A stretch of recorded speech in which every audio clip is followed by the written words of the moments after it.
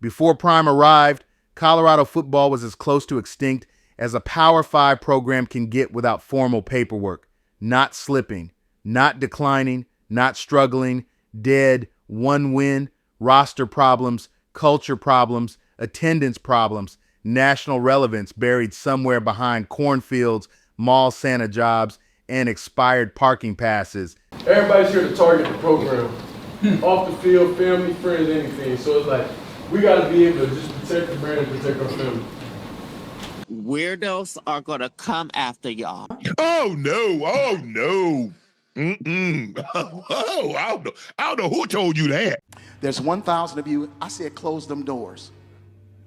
Ushers, close the doors. Close the doors. Close the doors. Perspective matters. Kenny Dillingham. Just check the Colorado haters. Buff Nation. Pull up a chair, grab some popcorn, and take a deep breath, because I'm about to say something most of college football absolutely refuses to acknowledge out loud. Coach Prime didn't fail. He flipped an entire program that was flatlined.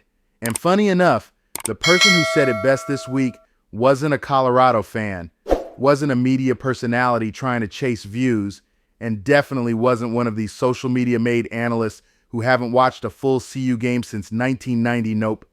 It was Arizona State head coach Kenny Dillingham, who, without being asked to cape for Prime, dropped one of the most honest, factual, logic-based quotes we've heard all season.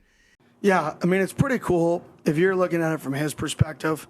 Like, he's won 300% more games this year than the year before he took over. Pretty good. You know what I mean? So life's about relativity. So relative to when he took over that program is 300% better, not including what you just mentioned, just wins on the field. So, I mean, sometimes you got to put things in perspective. And I think he's done a great job there. I mean, people are talking about Colorado. Recruits want to go to Colorado. They've won, like I said, a high percentage more games with him than before him. So, I mean, and he's battled a bunch, and it just shows the type of person he is. He's a fighter and a winner, and that's shown up at Colorado since he's been there. You know he's won 300% more games this year than the year before he took over. Pretty good. Sometimes you got to put things in perspective. You know what? Run that back, DJ, and turn the bass up. Because apparently, perspective is the last thing the haters, trolls, casuals, and armchair ESPN analysts have access to when numbers slap louder than opinions. Before Prime arrived, Colorado football was as close to extinct as a Power 5 program can get without formal paperwork. Not slipping, not declining, not struggling, dead, one win, roster problems, culture problems, attendance problems, national relevance buried somewhere behind cornfields, mall Santa jobs, and expired parking passes. Then Coach Prime shows up, and in year one, with a roster built in record time while recovering from life-altering surgeries, operating under scrutiny that no other coach has faced in the social media era, he delivers national TV domination, campus economic boom, sellout streaks, NIL revolution, celebrity plus media attention, recruiting momentum, hope, identity, swagger, and yes, 300% more wins than before he arrived. Tell me again how that's failure. Tell me again how firing him is a logical solution. Tell me again why casuals are talking louder than people who actually coach. Oh, right. Because negativity sells faster than progress. Dillingham didn't compliment. He educated. Now let's be honest. Most opposing coaches love to throw shade indirectly.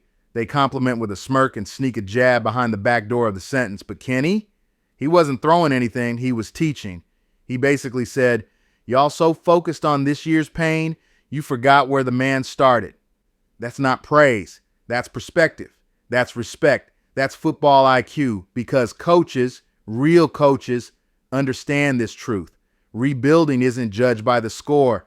It's judged by the direction. College football forgot the assignment. Colorado fans don't want excuses.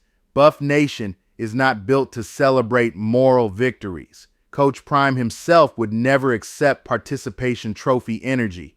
But there's a difference between standards and amnesia. You don't build a powerhouse overnight. Nick Saban didn't do it immediately. Dan Lanning didn't do it immediately. Kirby Smart didn't do it immediately. Lincoln Riley didn't do it immediately. Every program that became elite went through pain first.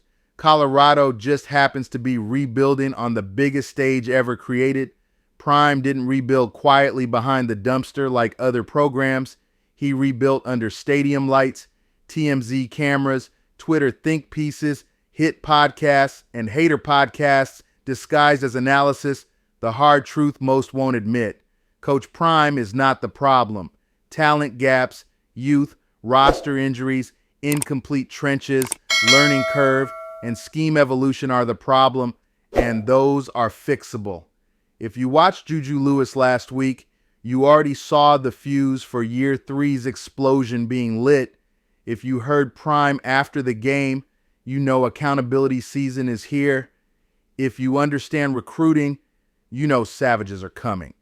The foundation took punches, but it didn't crack. Kenny Dillingham didn't save Prime. He didn't defend him. He simply said what real football minds already knew. You judge progress by trajectory, not Twitter noise. Coach Prime didn't raise expectations. He resurrected relevance. He didn't promise perfection. He promised change, and he's still delivering.